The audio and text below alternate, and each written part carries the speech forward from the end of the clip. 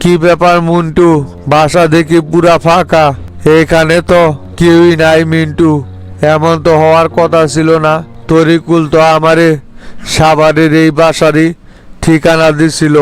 নেতা কর্মীদেরকে নিয়ে নাকি আজকে রাতে এইখানে আত্মগোপনে থাকবে। তা তরিকুল কোথায়? ওরে তো কোনো জায়গায় দেখতে পারতেছি না। আর কেউই তো এই বাসায় উপস্থিত নেই। কেমনে কি হইল? তাই তো দেখতেছি মোল্লা ভাই, এ বাড়ি তো কাকপক্ষিতেও উপস্থিত দেখতেছি না। আপনি কি 100% শিওর মোল্লা ভাই তরিকুল এই বাসারই ঠিকানা দিছিল আপনাকে, নাকি আমরা ভুল করে অন্য কোনো বাসায় চলে আসলাম? ফোন দেন তো তরিকুলকে, দেখেন তো এখন তরিকুলকে ফোনে পাওয়া যায় কি না। মনে হয় আমরা ঠিকানা ভুল করে অন্য কোনো বাসার ভিতরে চলে আইছি ভাই। মিন্টু, ভালো করে টেবিলের দিকে খেয়াল করে দেখো। তরিকুলের ফোনটা টেবিলের উপর পড়ে আছে। আর তরিকুল যে ব্র্যান্ডের সিগারেট খেত সার প্যাকেটও দেখো টেবিলের উপরে আছে। মনে হইতাছে কিছুক্ষণ আগেও এইখানে তরিকুল অবস্থান করতেছিল। আমার তো এখন খটকা লাগতেছে মিন্টু, এইখানে কি আবার অন্যরকম কোনো ঘটনা ঘটে গেল নাকি? যে ঘটনার ভয় পাইতেছিলাম সেটাই কি সত্যি হয়েছে নাকি মিন্টু? মোল্লা ভাই, ঠিকই তো বলছেন আপনি। ওই তো দেখা যায় তরিকুলের ফোন টেবিলের উপরই পড়া আছে। এখানে নিশ্চয়ই কোনো একটা গাবলা হয়েছে মোল্লা ভাই। আমরা যেটা সন্দেহ করতেছিলাম সেটাই হয়েছে। হয়তো বা দেখেন শামসুর লোকজন তরিকুলকে উঠিয়ে নিয়ে গেছে। আর তা না হলে পুলিশ এই বিষয়টা আনঅফিসিয়ালভাবে হ্যান্ডেল করে ওকে এইখান থেকে তুলে নিয়ে গেছে। আমি বলছিলাম না মোল্লা ভাই, তরিকুলকে দিয়া কোনো কাজ হইব না। এ বেটা হচ্ছে একটা মাথা মোটা। ঝামেলা তো হয়ে গেল রে মিন্টু। তরিকুল যদি শামসুর কাছে ধরা খেয়ে থাকে তাহলে তো সকলের মুখোশ উন্মোচন হয়ে যাইব। শামসুর এত বড় সাহস হইব সরাসরি বিরোধী দলের প্রধান তরিকুলকে বাসা থেকে উঠিয়ে নিয়ে যাওয়ার মতো এত বড় দুঃসাহস কি শামসু দেখাইব বইলা তোমার মনে হয় মিন্টু? যদি কোনোভাবে শামসু এই দুঃসাহস দেখিয়ে থাকে তাহলে তো সামনে আমাদের জন্য অনেক বড় একটা বিপদে অপেক্ষা করতেছে। কি যে করব মাথায় তো কিছু ঢুকতেছে না মিন্টু ভাই। এইখানে অবাক হওয়ার মতো কিছু নাই। শামসু এমন কাজ করতেই পারে। শামসুরে দিয়া বিন্দু পরিমাণ কোনো বিশ্বাস নাই।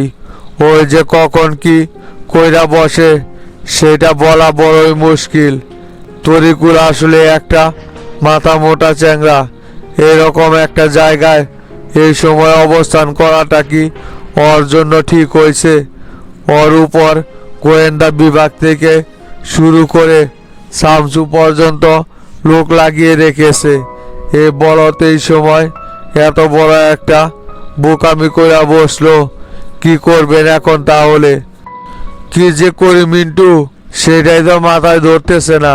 পরে কতবার কইরা বললাম যে আমার বাসভবনে কয়েকটা দিন আপাতত আত্মগোপনে থাকো, পরিবেশটা আরো অস্থিরতা তৈরি করি, তারপর বাইরে আসলে হইবনি। না, বারবার করে বলল যে ওর কাছেই নাকি সেফ জায়গা আছে যেখানে কেউ ওরে খুঁজা বের করতে পারবো না। এখন তো ঠিকই শামসু আইসা ধরে নিয়া চইলা গেল। না, একের পর এক শামসুরে আটকানোর মিশন আমাদের এইভাবে হাতছাড়া হইতাছে। এটা তো মেনে নেওয়া যায় না তোরই। এখন ভাই অতীতের আলোচনা পাইয়া তো আর কোনো লাভ হইব না। বর্তমানে কি করবেন সেটা নিয়ে চিন্তা ভাবনা করেন। তরিকুল যদি শামসুর কাছে ফেসে যায় তাহলে কিন্তু শুধু তৈরি করলা, ওর সাথে আমাদেরকেও ফাঁসাইতে হইব। তাই যে কয়া হোক এখন ইমার্জেন্সি একটা ব্যবস্থা করেন ভাই, তা না হলে সামনে কিন্তু সকলের বোর খারাপ সময় আসতেছে। না না মিন্টু, এইখানে দাঁড়িয়ে থেকে আর কোনো কিছু হইব না, চলো এবার এখান থেকে আগে বের হই, পরে দেখা যাইবনি কি করা যায় না যায়। আগে আমাদেরকে শিওর হইতে হইব যে শামসুই তরিকুলকে উঠিয়ে নিয়ে গেছে, তারপর যে কোনো ব্যবস্থা করা যাইবনি। আগে চলো এখান থেকে বের হই। আসসালামু আলাইকুম স্যার। দুর্জয় আইছো, বসো দুর্জয়। তোমাকে নিয়ে এতক্ষণ অনেক দুশ্চিন্তার মধ্যে ছিলাম, তোমাকে দেখে এখন মনে শান্তি আসলো। তা বসো দুর্জয়। স্যার টেনশনের কি আছে, মিশনে আপনি যেহেতু পাঠাইছেন, মিশনটা আমি 100% সাকসেস করাই তারপর ওইখান থেকে আসবো স্যার। আপনার নির্দেশ অক্ষরে অক্ষরে পালন করাই আমার দায়িত্ব স্যার, দুশ্চিন্তার কিছু নাই। আমরা কাজটা ভালোভাবেই সম্পূর্ণ করছি স্যার। হ্যাঁ দুর্জয়, তোমার উপর সেই ভরসা আমার আছে বলেই তো তোমারে আমি এত বড় একটা গুরুত্বপূর্ণ মিশনে পাঠাইছি। জানতাম দুর্জয় তুমি আমাকে হতাশ করবে না। তা দুর্জয়, কি অবস্থা এখন? তোমাদেরকে কেউ তো আবার দেখে ফেলে নাই? তরিকুল সাহেবকে এখন কোথায় রাখছো? না না স্যার, আমরা মিশনটা একেবারে নিখুঁতভাবেই সম্পূর্ণ করছি। আমরা যে প্ল্যান সাজিয়ে গিয়েছিলাম সেই প্ল্যানটাই আমাদের কাজে দিয়েছে। যে লোকেশনে তরিকুলের থাকার কথা ছিল সেই লোকেশন অনুযায়ী তরিকুলকে যা পাইছি। আর ওইখানে কদের কোনো নিরাপত্তা ব্যবস্থা ছিল না, তাই কাজটা করা আমাদের জন্য খুবই ইজিলি হয়েছে। আপনার বলা লোকেশনেই তরিকুলকে রাইখে আইছি স্যার, কোনো সমস্যা নেই। ভালো হয়েছে দুর্জয়, অবশেষে তাহলে একটা ঝামেলা থেকে মুক্তি পাওয়া গেল। মিশনটা নিয়ে স্বরাষ্ট্রমন্ত্রী, আমি এবং শামসু সকলেই খুবই উদ্বিগ্ন ছিলাম। এতক্ষণ যাবৎ টেনশনে আমার মাথায় কাজ করতেছিল না যে কখন বান কি হয়ে যায় না হয়ে যায়। তা তোমরা মিশনটা খুব ভালোভাবে দেখি সম্পূর্ণ করছো, তোমাদেরকে অনেক অনেক ধন্যবাদ দুর্জয়। স্যার এখানে ধন্যবাদ দেওয়ার কি আছে, আমাদের দায়িত্ব তো স্যার এটা। তবে স্যার শুরুতে আমরাও একটু নার্ভাস ছিলাম যে এত বড় একটা নেতাকে তুলতে যাচ্ছি, না জানি হয়তো ওইখানে কোনো রকমের ঝামেলার মধ্যে পড়তে হয় আমাদের।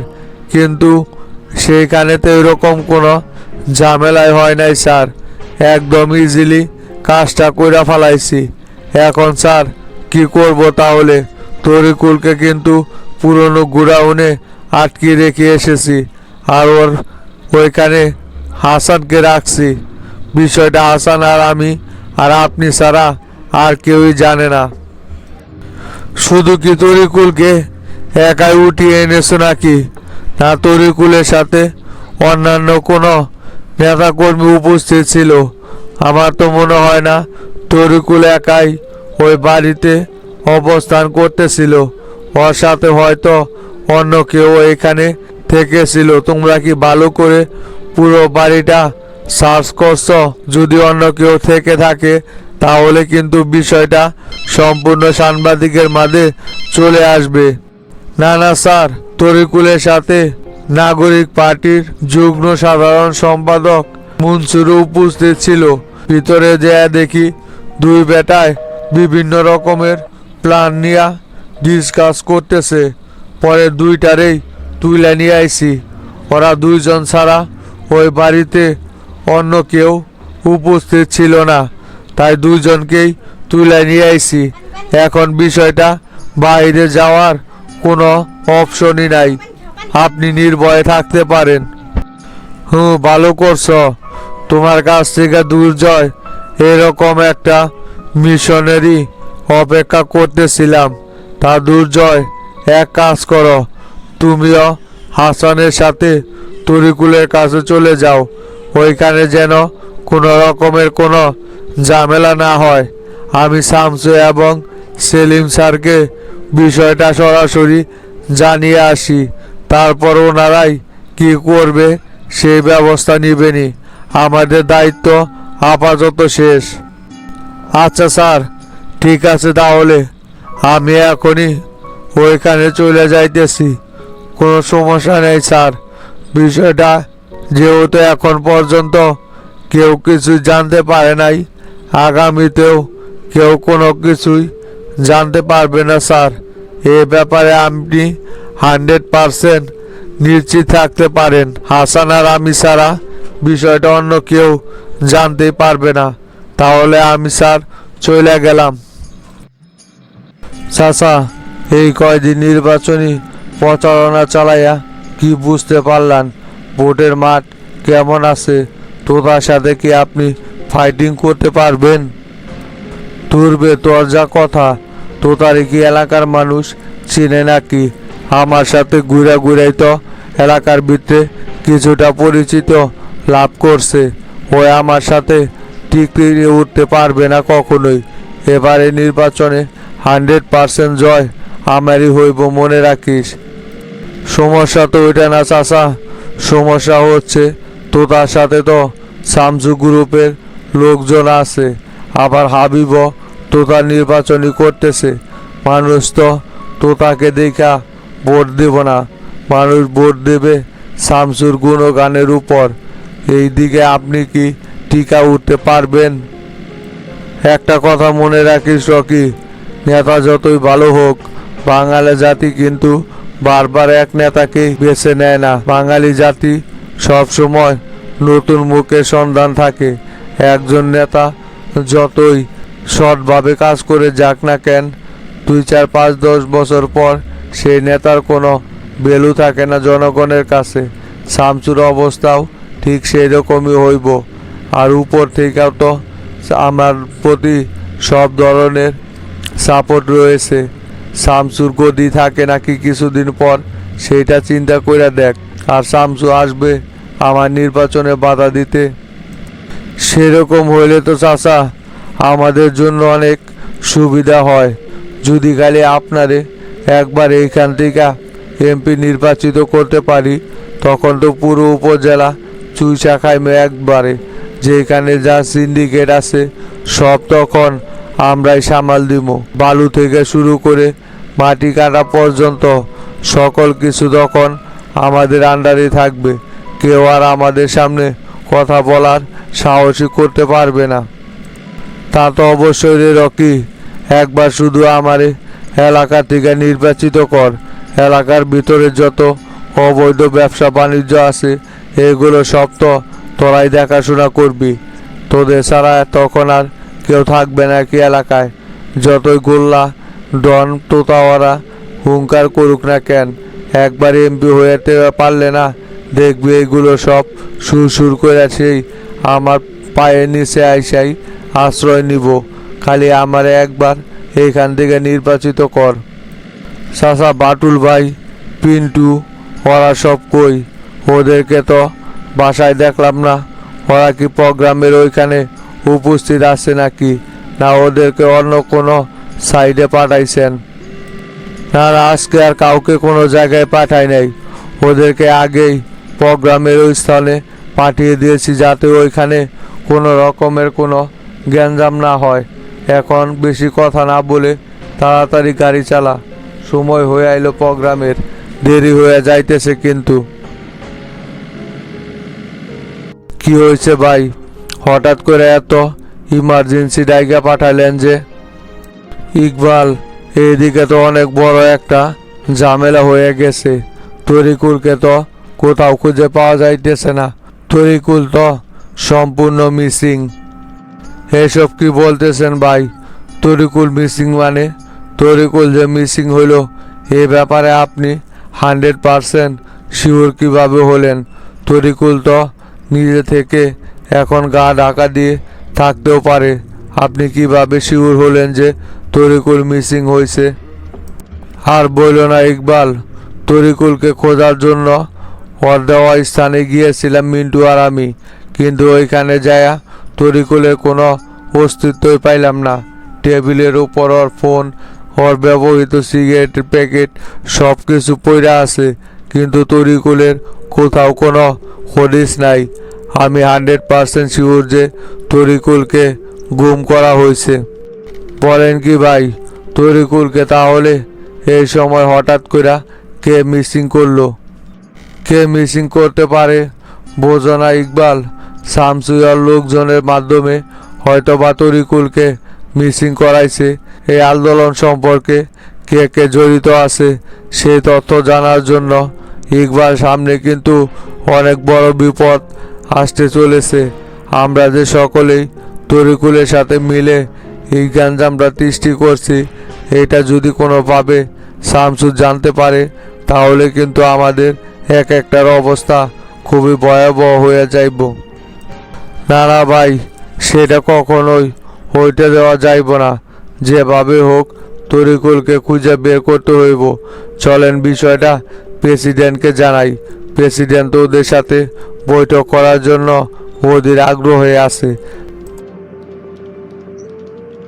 কি খবর সেলিম ভাই?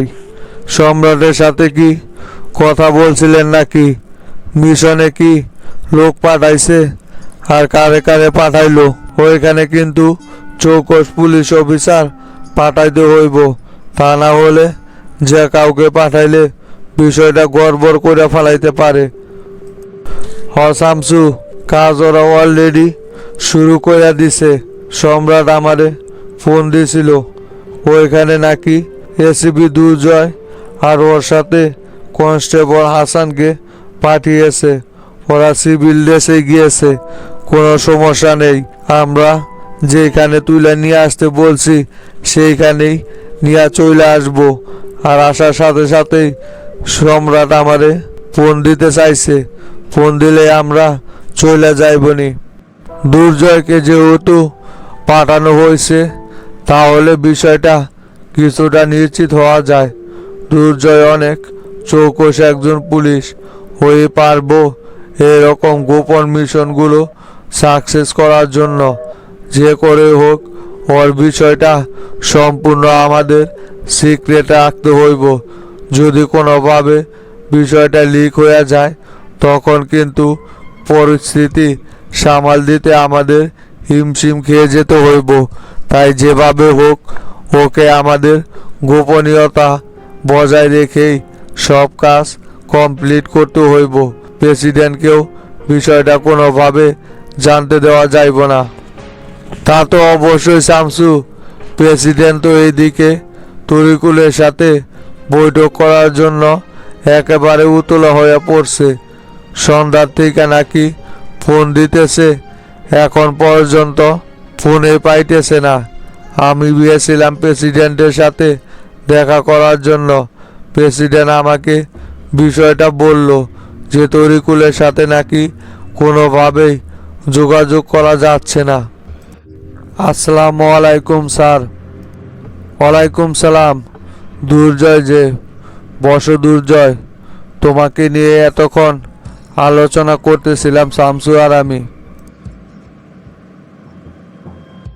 শামসু, আর কোনো চিন্তা নাই, কাজ তো হয়ে গেছে।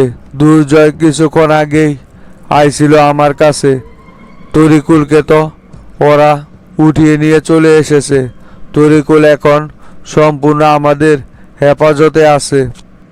বলিস কি রে সম্রাট, এরকম একটা গুড নিউজের জন্যই তো সেলিম ভাইয়ের আমি অপেক্ষা করতেছিলাম।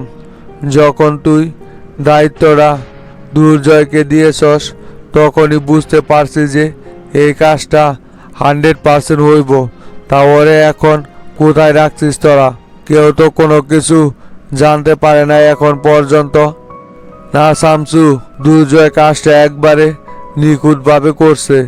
সাভারের একটি বাড়িতে তরিকুল আর নাগরিক পার্টির সাংগঠনিক সম্পাদক মনসুর দুইজনে মিলে বৈঠক করতেছিল। ওরা সেইখান থেকে ওদেরকে তুলে নিয়ে এসেছে। ওই বাড়িতে তেমন কোনো নিরাপত্তার ব্যবস্থা ছিল না বলে কেউ কোনো কিছুই জানতে পারে নাই।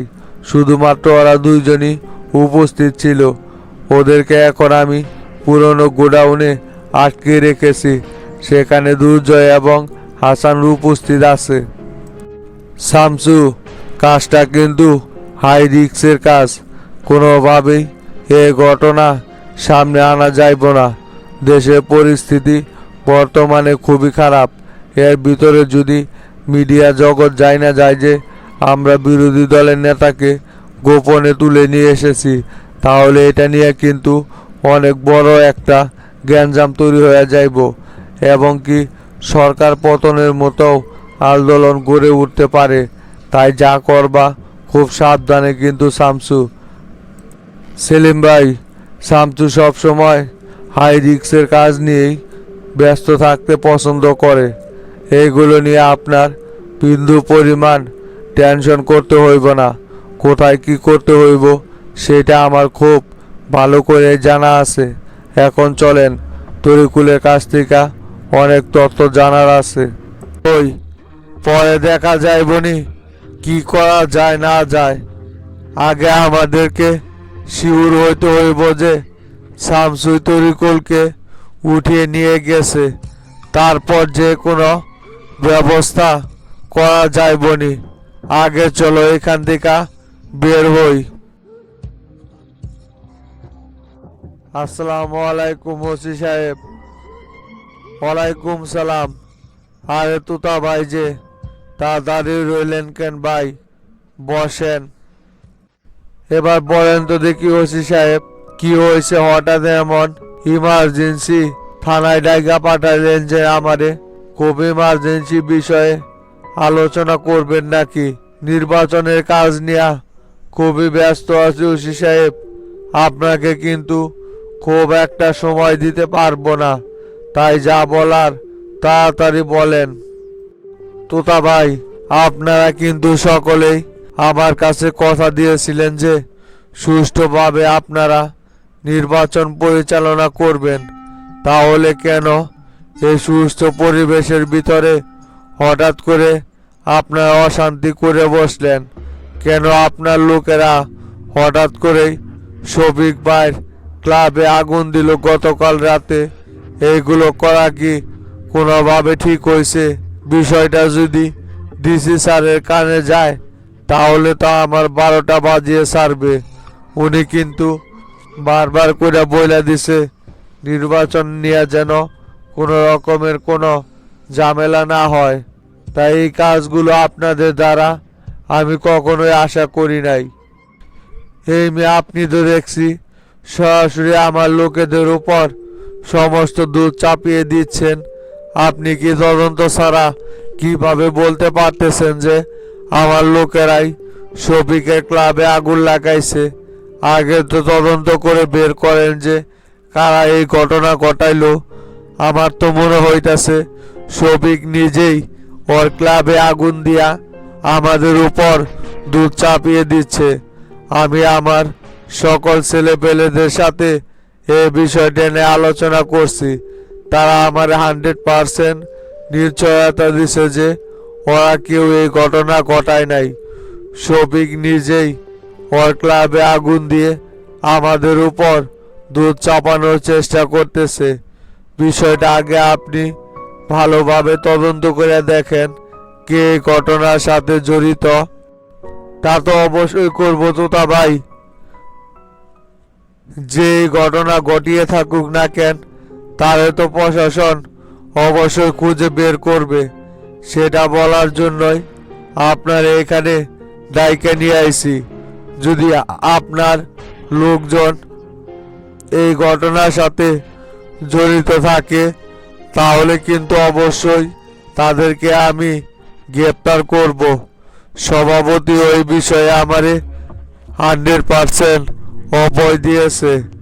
তাই পরে যে যেন আপনি কোনো রকমের গ্যাঞ্জাম না করেন সেই জন্যই ভাই আপনারে কিন্তু থানায় ডাইকা নিয়ে আইছি। আর শফিক যদি নিজে নিজে এই ঘটনা ঘটিয়ে থাকে তাহলে ও যেহেতু প্রশাসনকে হয়রানিতে ফেরার জন্য শফিকের বিরুদ্ধেও অ্যাকশন নেওয়া হইব। শোনেন ওসি সাহেব, আমরা যদি গ্যাঞ্জাম করতাম তাহলে শফিক এতদিনে এলাকা ছাইরা পালাইতে হইতো। আমরা কোনো রকমের গ্যাঞ্জাম করতেছি না বইলাই শফিক কিন্তু নিরাপদভাবে এলাকার ভিতরে নির্বাচনী প্রচারণা চালায় যাইতে পারতেছে। অতএব এই ঘটনা আমরা ঘটাই নাই। আর আমরা রাতের আধারে কারোর সাথে কোনো রকমের কোনো অ্যাকশনে যাই না। দিনের আলোতেই এই ডনের অ্যাকশন হয়। আপনি এই ব্যাপারে তদন্ত করে যদি আমাদের নেতাকর্মী জড়িত থাকে তাহলে তাদের বিরুদ্ধে ব্যবস্থা নেন। এতে করে আমাদের বিন্দু পরিমাণ কোনো আফসোস নেই। আপনার যা মনে চায় তাই করতে পারেন। হ্যাঁ ওসি সাহেব, আমিও ডনের সাথে একমত। আপনি আপনার তদন্ত চালিয়ে যান। যেই দোষী সাব্যস্ত হোক না কেন তার বিরুদ্ধে আপনি কঠোর থেকে কঠোরতম ব্যবস্থা নেবেন। এতে করে আমাদের বিন্দু পরিমাণ কোনো আফসোস থাকবে না। আমরা চাই সুস্থভাবে নির্বাচনটা শেষ হোক। নির্বাচন নিয়ে আমরা কোনো রকমের কোনো সহিংস ঘটনা ঘটাইতে চাই না। এই বুড়া জিন আমরা তাদের সাথে কোনো রকমের গ্যাঞ্জাম করতেছি না বইলাই অযেহেতু আমাদের উপর এই দুধ চাপাইছে। আপনি সঠিক তদন্ত করে এর সত্যতা বের করেন ওসি সাহেব। ধন্যবাদ তোতা ভাই, আপনাদের কাছ থেকে এইরকমই একটা উত্তরের আশা করতেছিলাম। আপনারা যদি প্রশাসনকে এইভাবে সাহায্য করেন আশা করি বগুড়া থেকে আমরা দুর্নীতিকে দমন করতে পারবো। আপনারা এই ব্যাপারে নিশ্চিত থাকতে পারেন। তা তো অবশ্যই ওসি সাহেব, আমরাও চাই বগুড়া যেন সম্পূর্ণরূপে দুর্নীতিমুক্ত থাকে। আর এই ব্যাপারে প্রশাসনকে সব রকমের সাহায্য করতে আমরা সবসময় রাজি আছি। আমি আমার প্রত্যেকটা ছেলেপেলেকেই কঠোরভাবে বইলা দিছি যে নির্বাচন নিয়ে কোনো রকমের গ্যাঞ্জাম করবি না। তবুও কিন্তু শফিক আমাদেরকে বারে বারে উস্কানিমূলক কথাবার্তা বলতেছে যাতে করে আমরা গ্যাঞ্জাম বাঁধাই। শফিককে ভালোভাবে বইলা দিবেন, যদি আমাদের ধৈর্যের বাঁধ ভেঙে যায় তাহলে কিন্তু বগুড়াতে টিকতে পারবে না। নানা ভাই, আপনারা আপাতত কোনো রকমের কোনো মাথা গরম করেন না। যেহেতু দায়িত্বটা আমার কাঁধে আইসা পড়ছে, আমি বিষয়টা সমাধান করার চেষ্টা করতেছি। আপনারা কেউ কোনো রকমের গ্যাঞ্জাম করার কোনো চেষ্টা করেন না ভাই। নির্বাচনের মাঠ যেরকম সুস্থ আছে সেই রকম সুস্থই রাখতে দেন। আর এই ঘটনার সঠিক তদন্ত করে আমি আপনাকে জানাবো। কি খবর মাস্টার, কখন আইলা অফিসে?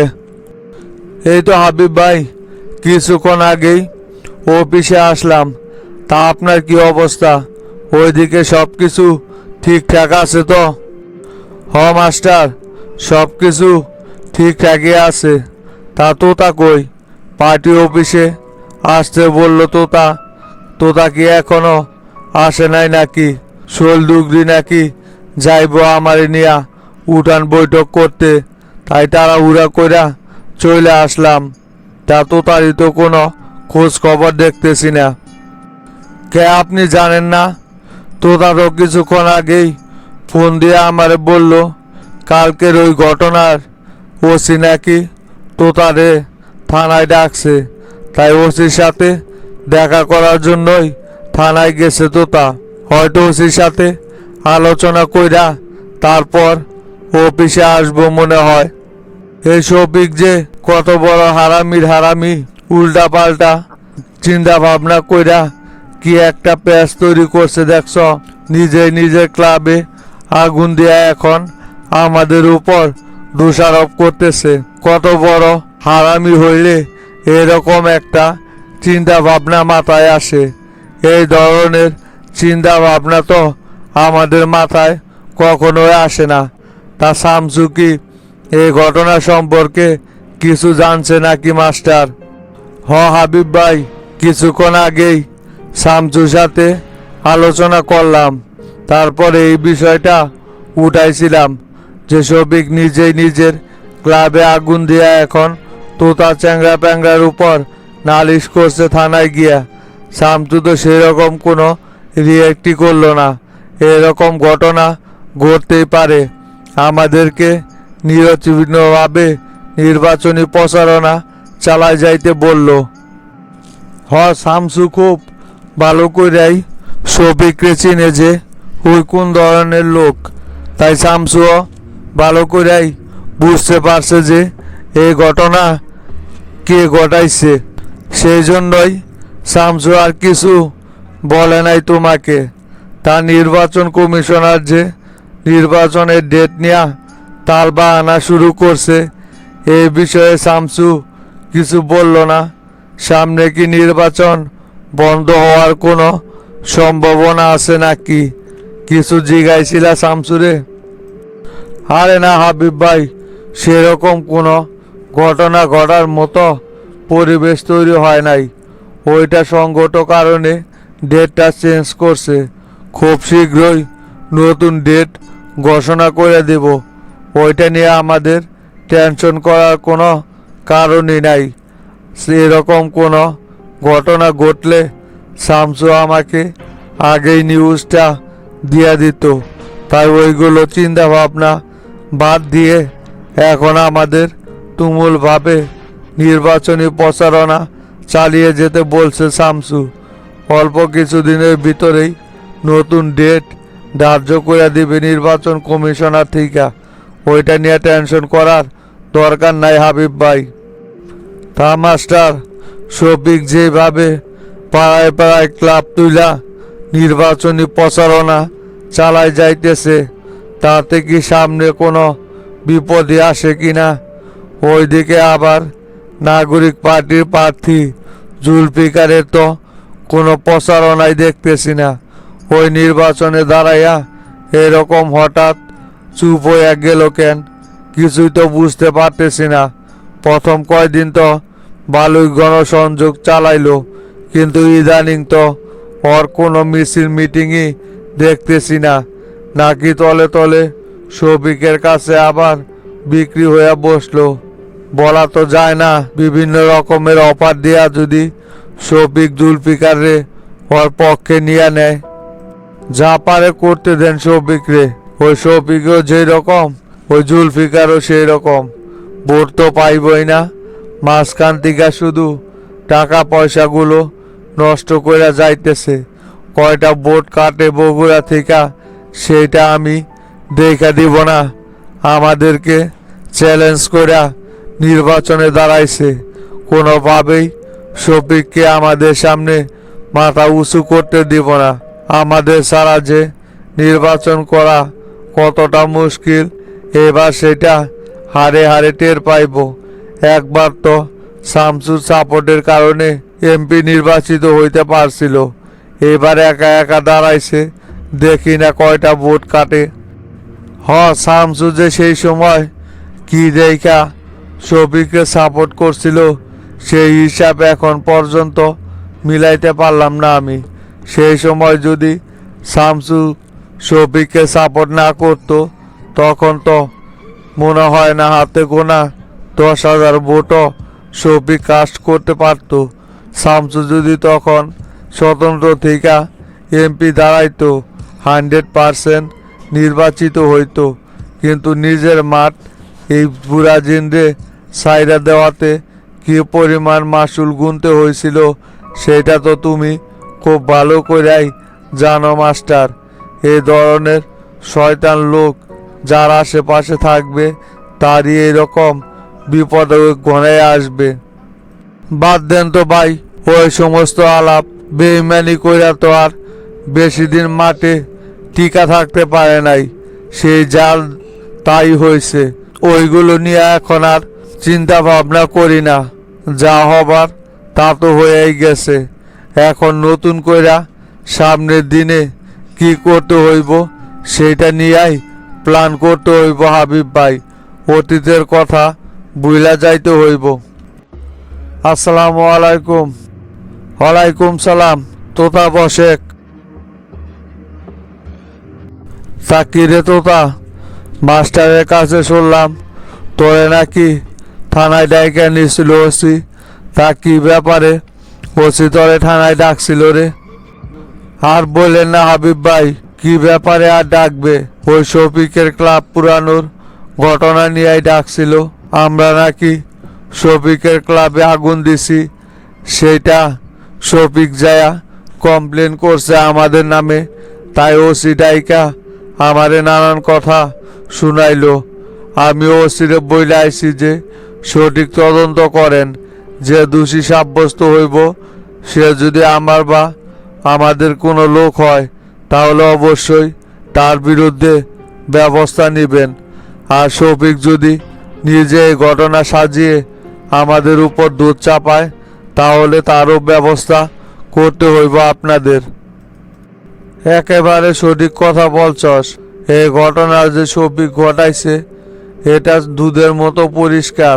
ভোটের মাঠে আমাদের সাথে টিকতে না পাইরা এখন ষড়যন্ত্রের জাল বোনানো শুরু করছে। আর এই সমস্ত ষড়যন্ত্র দেখিস তো তা বিন্দু পরিমাণ আমাদের নির্বাচনী প্রচারণায় প্রভাব ফেলবে না। ওই যতই ষড়যন্ত্র করুক উল্টো আরও নিজেই নিজের ষড়যন্ত্রের জালে ফেসে যাইব।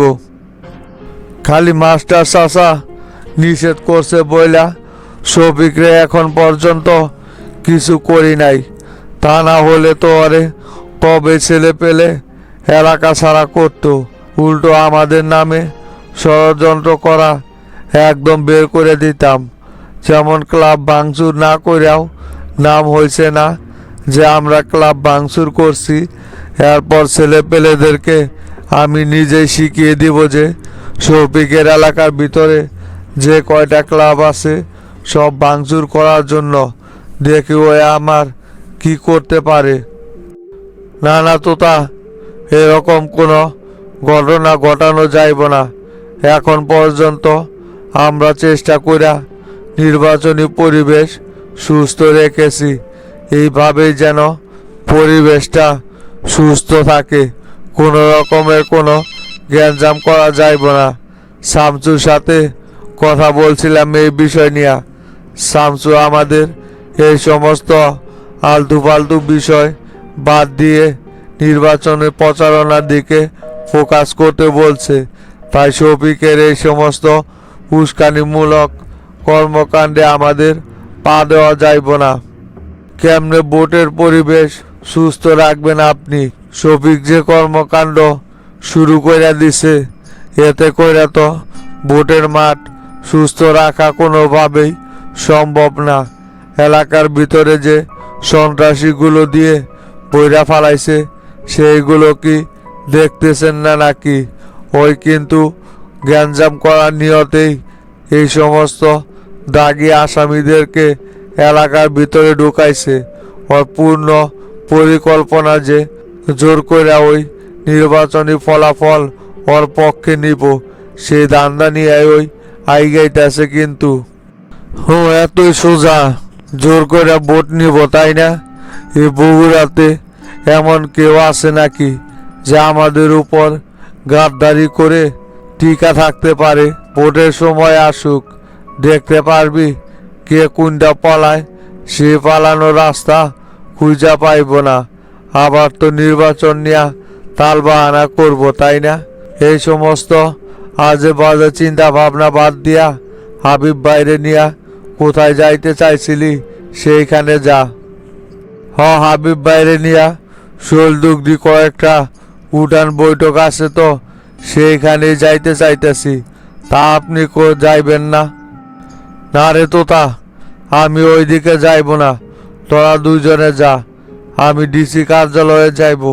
বাঙালি নদী থেকে যে শফিক অবৈধভাবে মাটি কাটতেছে সেই বিষয় নিয়ে আলোচনা কইরা ওইটা একেবারে বন্ধ করার ব্যবস্থা করতে হইব। তোরা গায়ে যায় বৈঠকগুলো সাইরা আসে।